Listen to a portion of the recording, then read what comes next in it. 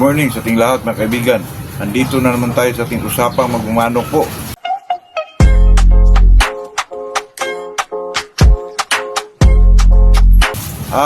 Mga kaibigan, about sa pahulugan mga kaibigan, national yon. Pero sa Shilton Roundhead po, wala na. Close na mga kaibigan kasi kagabi may nag-ano sa akin, bayaran na tayo. Ano na daw, ano na niya kunin sa pagkatapos na, ugos siguro yun mga kaibigan. Kaya wala na po. Close na. Yung ano na lang, yung Golden Boy na lang mga kaibigan. Dalawa lang Golden Boy na ano po. Kasi inaano natin yan mga kaibigan na kunti lang kasi baka ano tayo, transfer tayo sa area natin doon sa bago natin. Baka maanuhan tayo mga kaibigan ba, mabisi tayo. Kaya iniwasan natin magkamali po kasi alam nyo na baka hindi tayo, pero continuous pa rin mga kaibigan yung pagpaitlog natin sa Shilton po. Pero stop na, dalawa lang talaga mga kaibigan, sabi ko dalawa. At saka Golden Boy mga kaibigan, dalawa lang. Alam nyo na, iniwasan natin yung magkamali tayo mga kaibigan. Medyo ano na rin yan, okay? Medyo mura lang yung mga ano natin, pero iwasan pa rin natin po para makapagbigay tayo ng magandang klase na manok mga kaibigan. Itong pag-usapan natin mga kaibigan, bago tayo mag-umpisa, shoutout muna tayo kay Gigi Sanchez at saka si Lawrence E.G. Sarlatan from Kandihay, Bohol. Good morning sa inyong lahat po. Ito naman pag-usapan natin mga kaibigan, napakasimple lang po. Ito po ay nagtanong mga kaibigan na kung mag-change feeding daw, ano daw ang dapat gawin? Naku mga kaibigan, napakasimple lang po. Ang gawin nyo dyan mga kaibigan, lalo na pag galing ka sa yung micropillet na Thunderbird na hilo, depende lang sa inyo yun mga kaibigan. Pero pag galing dyan, tapos mag-change feed ka dun sa medyo may mga may mga tinatawag nilang mga greens na, di siyempre ang unang gawin mo dyan mga kaibigan,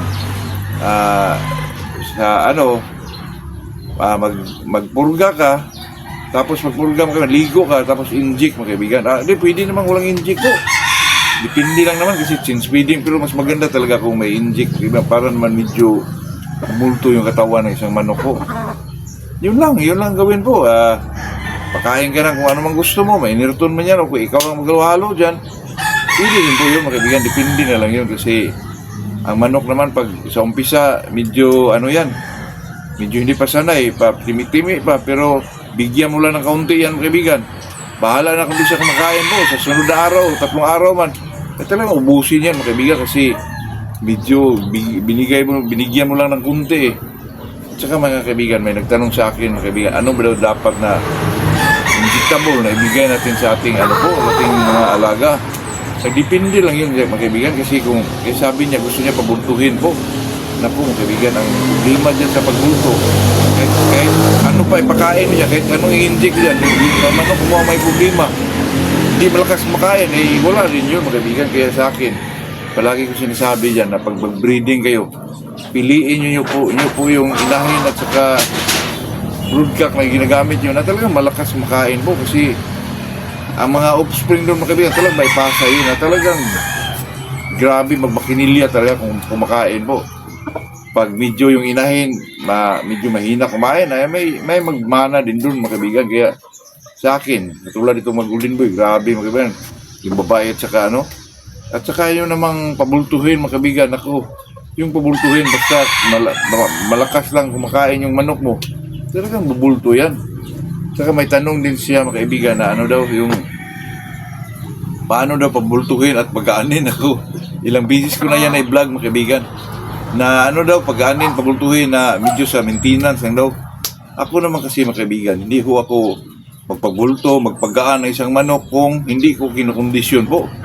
Kasi ang isang bagay lang naman mga kaibigan na makapagbabuka sa katawan ng isang manok po, yun lang mga greens mga kaibigan. Anuhan mo yan, haluan mo yan ng mga high protein, ay talagang magbuka yan na medyo magaan po.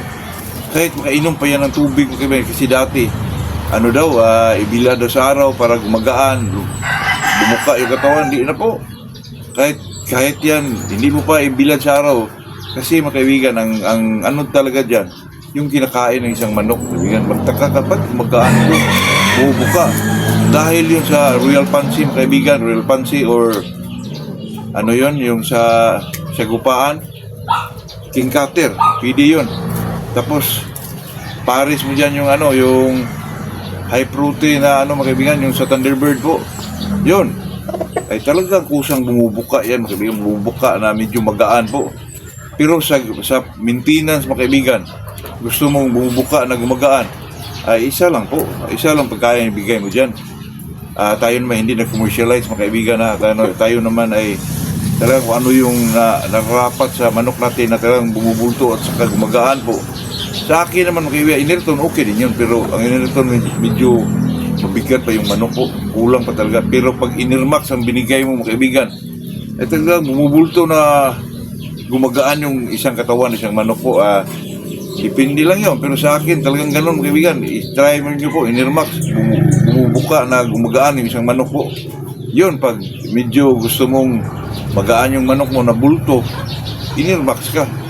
Totoo yan mga kaibigan, kasi dati pa, palagi tayong palit-palit kung ano yung ibigay natin. Kasi dati mga kaibigan, ilang beses ko yan, na-vlog yan na paano pabultuhin, pabukain, patabain isang manok. Pabalik-balik talaga, pero nakuha ko talaga yung dati pa mga kaibigan na nagtaka ko, pag Inirmax ang binigay ko, medyo bumubulto yung katawan ng isang manok na gumagaan po. So pag Inerton, bulto pa rin, pero medyo mabigat mga kaibigan, mabigat na kunti po. Kahit may tubig yan, Inirmax, iba po. Bubulto na gumagaan. Yan po, ay yan naman mga kaibigan, ay experience lang yan. Kasi pag magalo-halo pa kayo mga kaibigan, ako. Pero kung itong sing maintenance page lang, ano kasi yun mga kaibigan, bigyan mo ng mga real fancy. Mahal kasi. Kaya medyo tayo mga kaibigan, medyo doon lang tayo sa maintenance page yun talaga. Doon tayo sa Inirmax po. Siyempre, si Juan yan, parang Inerton lang din yan mga kaibigan. Pero ang Inerton kasi, medyo mabigat yung isang manok. Hindi naman masyado mabigat. May bulto na, pero kung gusto niya pagaanin kasi, talagang medyo mabigat na kunti po. So pag Inirmax mga kaibigan, magtaka ka. Bubulto yung katawan at saka magaan po. Kasi naman mga kaibigan, nakagawian na natin yan, napabultuhin yung isang manok, pagaanin. Pag nagkondisyon na tayo, kasi pag magkondisyon mo yun, kailangan talaga bubulto na magaan kasi sa timbangan yung kaibigan, lalo na pag derby. Malaki yung manok mo. Yung iba dyan, kaya katulad nung kaibigan, yung handler talaga na si Carol Smith, iba yun kaibigan. Sweeter ang manok eh. Hindi yun pinapakain ng kunti, 5 grams umaga, pero holding ratio na lang mga kaibigan, yung tinatawag nilang popcorn po na, yung popcorn mga kaibigan, pag makain yung sa manok, yun ay pumuputok sa ilalim ng katawan ng manok mga kaibigan, yun ang hihigop ng moisture mga kaibigan, yung tubig kasi ang sweeter kasi mga kaibigan, ang gusto talaga yan ay yung medyo dry yung manok na medyo gutom ng kunti, para hindi masyado magutom, para hindi magwala yung isang manok. Yun ang yung popcorn. Yung popcorn, mabili natin dyan sa kasi yung doon, puputok yung silalim. Yun ang hihigop sa moisture, tapos maipot yung isang manok. Yun ang magkaiba, pagdating sa ruida, palakarin doon sa ruida, talagang bumubuka yung isang manok, magkaibigan, nagmagaan lalo po. Doon, makita mo ang palo ng isang sweater, mga kaibigan. Ito yan, Carol Smith yan, mga kaibigan, Si Carol talaga ang nagbigay ng dyan sa paano kondisyon ng isang sweater po. Dati, mga kaibigan, yung mga world slasher, grabe si Carol Smith, kaibigan. Kaya na lang yan, medyo nakupyan na lang yan nila ni, yung kapatid ni, yung Sared, ni Edwin, anong apelido yun? Edwin Arañez, yung kapatid niya na sino ba yun? Nakalimutan ko po, na magaling din maghandling ng manok, kaibigan. Kaya iba yung palo ng sweater pag makondisyon mo ng ayos po, yung maayos na pagkakondisyon po. Kasi talagang gumagaan, kaibigan, gumagaan, tapos ang palo. Kaya sa atin naman, bilang isang magmamahanok, gusto ko talaga itong bulto, bata pa mga kaibigan, mga 4 months, grabe ang katawan. Kahit hindi mo na, kasi sabi nila, dapat i-inject para magbulto yung katawan ng isang manok. May marami naman dyan, medallion, yung mga yung iba, yung bully boy. Pero kahit bilamil yung ibigay mo mga kaibigan, basta malakas na kumakain yung manok mo, ito lang, bubulto yan. Katulad yung mga yung mga golden boy ko na papuntang 5 months na. grabe ng katawan lang mga kaibigan, bulto na talaga. Tsaka grabe ang mga hilo dito. Yung iba naman hindi ganun, pero halos sila ganun mga kaibigan. Yung isa dito na may bigay ko sa hindi naman siya pero magbulto din yan pagdating ng mga 8 months, 9 months. Ganun talaga yun. Tsaka yun talaga ang mga kaibigan, yung golden boy po. Kaya kung dumating yung natin, Jerry Jenkins mga kaibigan, may bahagi natin yan sa inyo na medyo mura lang. Sa makauna na lang dyan. Siguro mga pa yan mga kaibigan, mga Ugos po siguro. Ipadala yan sa akin dito mga kaibigan kasi ang Jerry Jenkins mga kaibigan, may nag-breed yan, Kuja Game Farm, 20K. Yung kay Ispe, 25. Sa atin, 10K lang. So, makauna lang po talaga. Totoo yan, mga kaibigan. Siguro mga 5 piraso yun, mga kaibigan, na pinapipilian ko talaga yung may mga bandira at saka yung mga medyo punkanis talaga dito po. Para kung sino yung makauna na, okay. Pero pag may mag-take sa akin na i-reserve ako ng isa, pili rin yun. Walang down yun, reserve lang. Pero parang yun, mga kaibigan, wala siguro reservation na kasi pag vlog ko dyan mga kaibigan, pag may vlog ko na, sino na lang yung makauna? Lagyan ko ng number yung mga nila, yung mga yung mga dimber para makapili, screenshot agad, padala sa akin. Ikaw na makakuha dyan. Yan ang pinaka-the best na mga kaibigan. Napakaganda po. Jerry Jenkins mga kaibigan. So makauna na lang yan, may bahagi natin dyan mga kaibigan para ma-enjoy din kayo po. Ayoko pong ako lang. Marami tayo. Hindi, mga 5 piraso siguro yan mga kaibigan. O 6 ba? 10K lang, napakamura po. Wala akong magbigay ng ganyan, mga kaibigan. Opportunity na ito, kaya sino na lang makauna po. Sa atin naman ay talaga usapang magmamanok lang. Ito namang Shilton, mga kaibigan, close na po.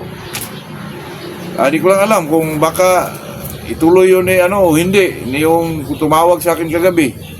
Depende na lang yun. Pero kung may tuloy yun, ito lang, close na po. May dalawang golden boy na lang, 2. Pero hintayin nyo lang, may kailangan palagi lang kayo panonood sa akin. Baka mangitlog din yung kapatid na babae, yung Shilton. Baka maraming itlog ang mapudos. Baka mag-open tayo ulit po. Depende na lang yun mga kaibigan. Pero sa ngayon, wala na po, close na. Kasi tingnan ko kasi yung mga itlog mga kaibigan o yung mapisang sisiw. Doon tayo mag-decide po kasi mahirap na yung magkamali tayo mga kaibigan ako. Paano yun? Magano pa yun, maglaan pa yun ng panahon. Alangan, paano mo pa sa sunod pa? Nako, talaga lang maghintay yun. Kaya sa atin kaibigan, talagang talaga natin, isip talaga natin para makapagbigay tayo ng medyo magagandang manok. Marami tayong mapipilian po. Siguro pag makalipat tayo ng area, makakuha tayo ng mga bloodline ng mga Gilmore, yung mga SBR siguro, mga ganun siguro mga kaibigan para naman kasi mga kaibigan ako. Gusto ko kumukuha ng mga SBR, yung mga limon. Pero napakamahal mga kaibigan.